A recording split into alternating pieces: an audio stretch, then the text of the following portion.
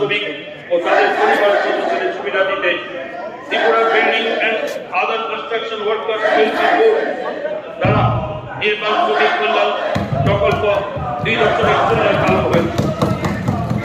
এই প্রকল্পের মাধ্যমে বিবাহকালীন আর্থিক সহায়তা 25,000 টাকা থেকে বাড়িয়ে 50,000 টাকা করা হয়েছে।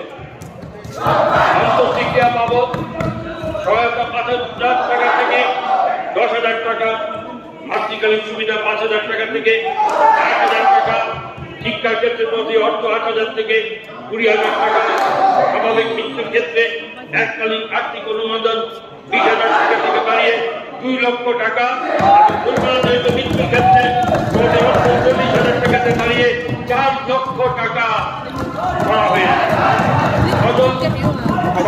পঞ্জীকৃত নির্মাণ শ্রমিকদের জন্য সুদের উপর ভর্তুকিতে সর্বোচ্চ 6 লক্ষ টাকা পর্যন্ত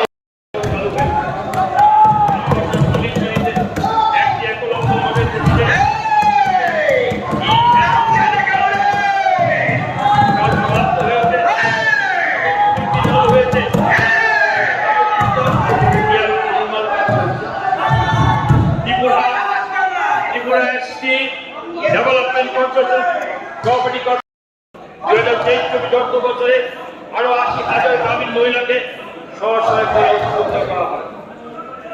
দীনদয়াল উপাধ্যায় গ্রামীণ কৌশল যোজনার অধীনে 8,780 জন গ্রামীণ যুবক যুবতীদের দক্ষতা লক্ষ্যমাত্রা দেওয়া হয়েছে।